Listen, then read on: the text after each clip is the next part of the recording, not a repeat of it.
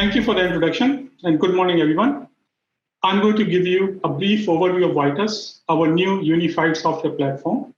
Vitis is a platform for software developers, application programmers, and AI and data scientists to exploit the performance of our adaptable devices.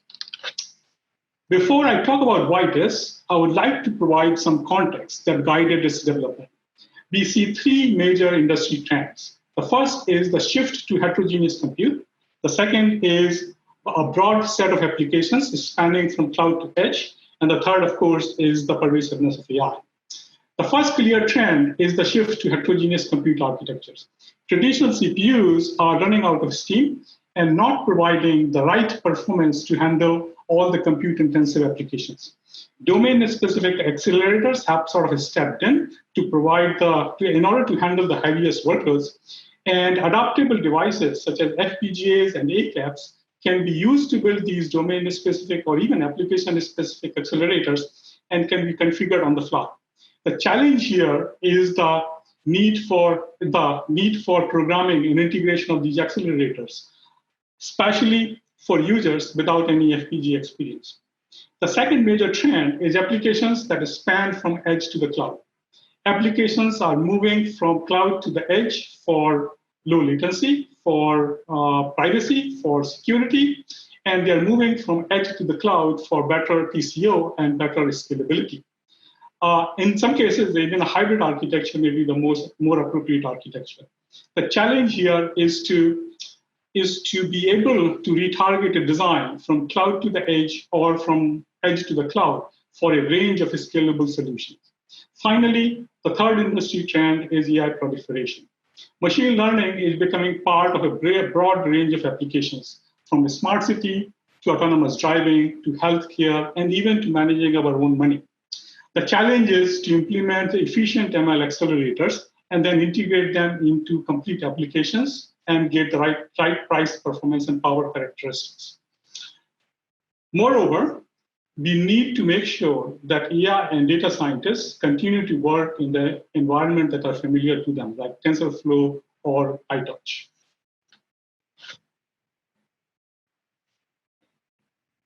These three trends are clearly closely interrelated. Heterogeneous compute is essential to get high performance in embedded systems and cloud applications. AI is being deployed both in the cloud and on the edge, and heterogeneous architectures are needed to handle the AI applications. We needed a unified development environment to address all of these trends, and that's the genesis of Vitis.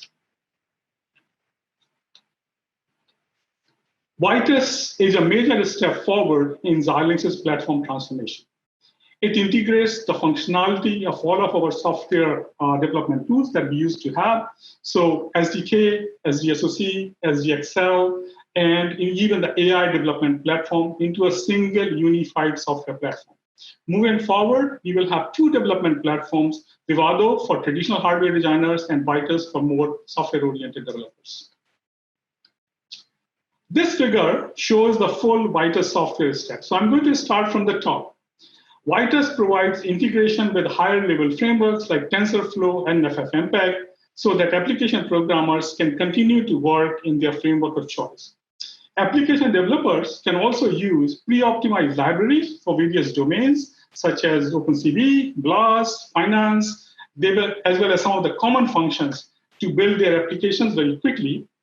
The development kit, which is the middle portion, includes the optimizing compilers for various heterogeneous components in our devices. These includes ARM cores, programmable logic, and the AI engines in the new Versal architecture.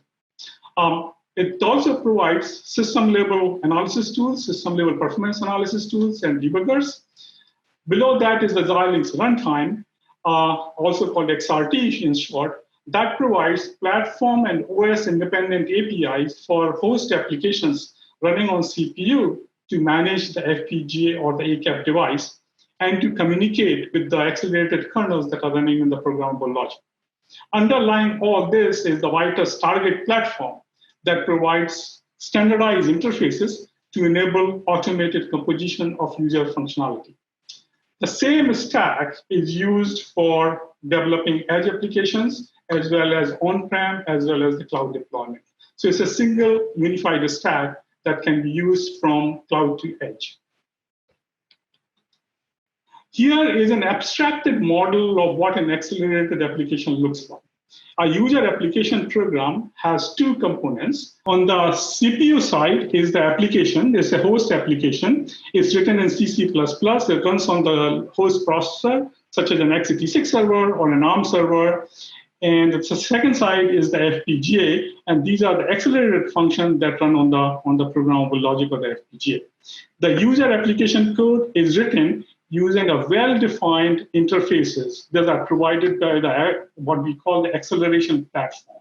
Okay, and that makes it easy to migrate an application, say, from an edge platform to a cloud platform.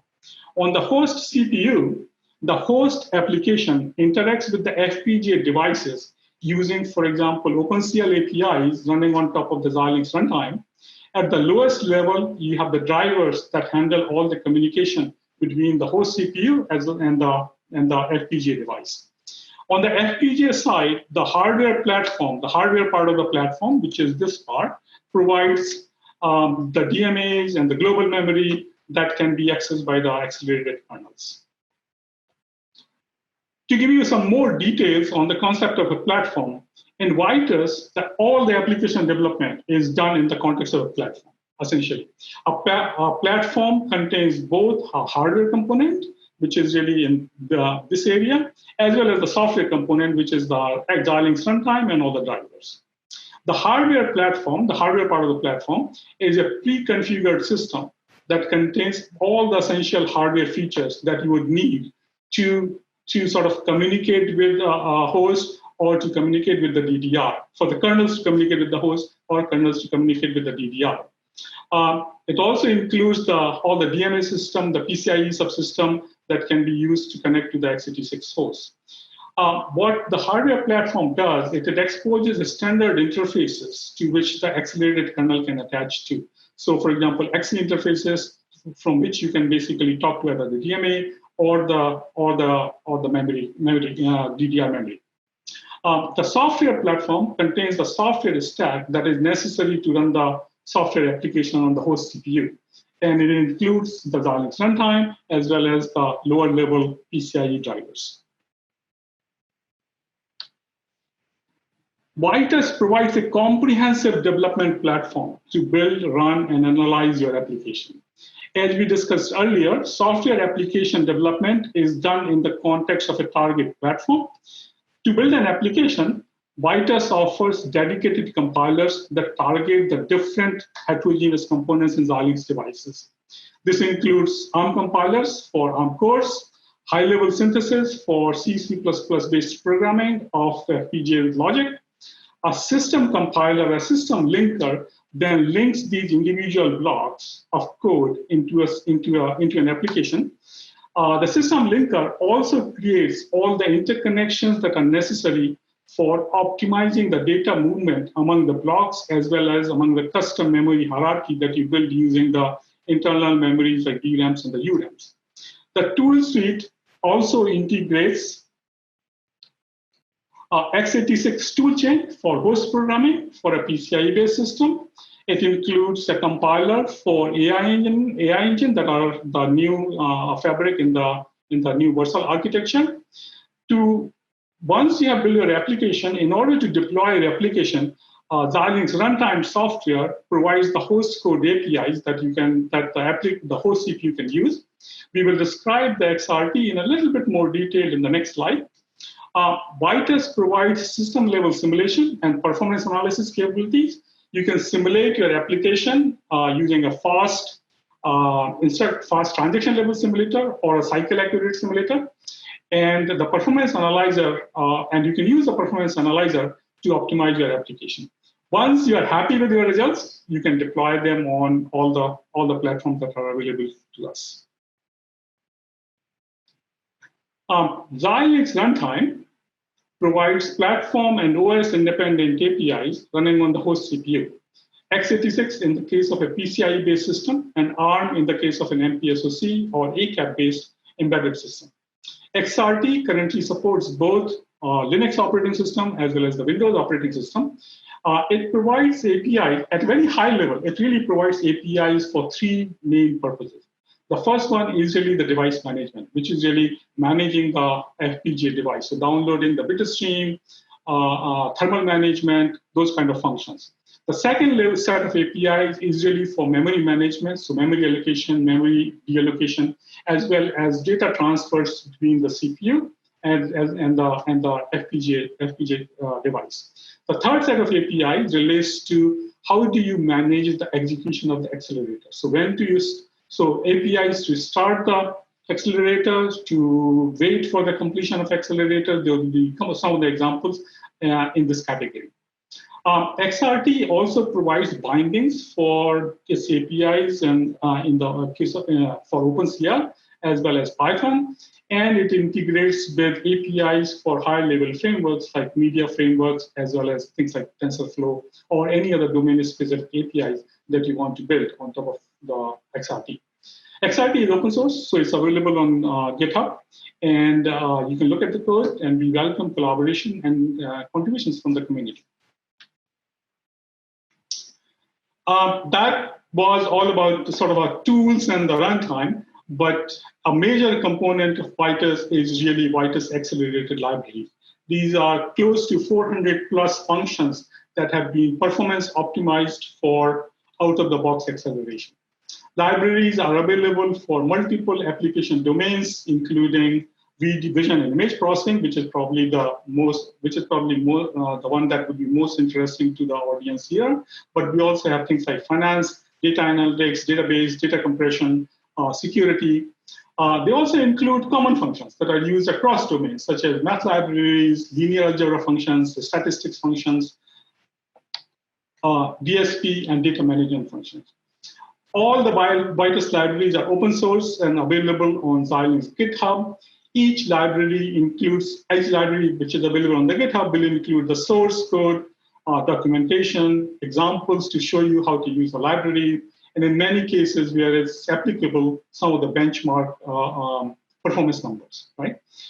You can actually use the libraries as is. Basically, you can take the code, put it in your, and call the API in your application, or you can modify the code to suit your requirements. Here is a list of the functions in the Vision Library. These include some of the ISP functions, which is the first row in the table, as well as some of the pre and post processing functions like resizing, which is the second row in the table. The bulk of the library functions really correspond to what is known as the OpenVX subset of the OpenCV library. We also have additional higher-level functions like stereo block matching, both local and global stereo block matching, things like dense optical flow, Harman filter. On the right side is a performance comparison with CPUs for a few representative functions. On the top, we are comparing the speed of the color conversion on FPGA with CPUs. For the data center deployment, we are comparing performance of U200 board with an AMD EPYC server with 8 cores. And for the embedded deployments, we are comparing GCU 102 board with the ARM A72 core that's already in the GCU 102 board, right? For simpler functions like color conversion, that's on the top, we get 50 to 100 times better than x86 and about 200 to 350 times better than ARM. For higher level functions, which is the bottom chart, like something like optical flow, you will get close to 1600 times better than x86 and somewhere like 6,000, 5,000, 6,000 times better than ARM. That shows the advantages of highly parallel and adaptable nature of our devices. Once you have built your application, Vitis enables you to download and run your application on an embedded device like Zinc UltraScale, or you can deploy on an Alveo card in an edge server. The same application can be easily retargeted from a Zinc board to an Alveo board by simply changing the target platform in Vitis. And that's the beauty of having a platform abstraction. The abstracting the IOs in a platform, one for Zinc and one for a different one for an Alveo, makes the retargetability possible. Right? For scale-out deployment, where you want to deploy or replicate an application across a large number of servers in a data center, you can package your application and XRT in a Docker container as a microservice, right? And Vitis provides you all the facilities that you would need to do the packaging. And then you can deploy it using the commonly available frameworks like Kubernetes to distribute it over multiple servers, right? Vitis provides the required Kubernetes plugin as well as resource manager for the single node for a seamless integration with Kubernetes, right? Here, we are showing an image recognition service scaled over a large set of servers in order to service many requests, right? The image recognition service composed of two microservices. The black boxes here represent an image decoding service, and the blue boxes represent a machine learning service for image recognition. And the individual service was built using Vitis, packaged as Docker containers, and then Kubernetes was used to distribute the server over services over multiple servers.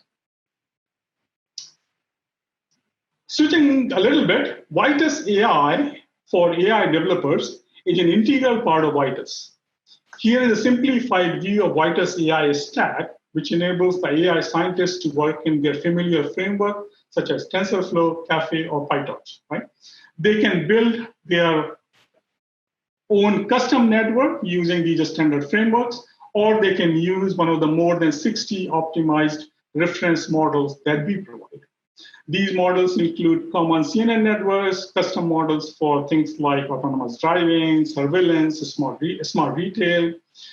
Each model is sort of has a custom data flow, custom memory hierarchy, custom precision optimized for that particular class of network using the adaptability of our devices. Right? The stack also includes development tools, and the development tools, some of the unique technologies that are included in the development tools are quantizers. So there is a quantizer to go from floating point to lower precision, an AI optimizer that allows you to prune the models to increase their efficiency without significantly affecting the accuracy. Both the quantizer and the optimizer can improve the performance by as much as 10 to 20x compared to what you will get by running the trained network coming out of the TensorFlow in a floating point format. Right? The tools also include a compiler to compile networks into DPU instructions and a profiler for profiling your network. We also provide a series of DNN processing units, DNN processing units, or in short called DPUs. These are software programmable, domain-specific processor. Each of these are optimized for a class of deep neural networks. You can develop your networks using familiar frameworks like TensorFlow or PyTorch, and then you can compile the network to instructions for these DPUs using the compiler that is part of the development kit. You can iterate really quickly without going through since you don't have to go through the full hardware design process to find the best balance of accuracy and performance for ML inference. The Vitis AI stack is sort of seamlessly integrated into Vitis AI in order to enable the development of accelerated whole applications that use AI inference.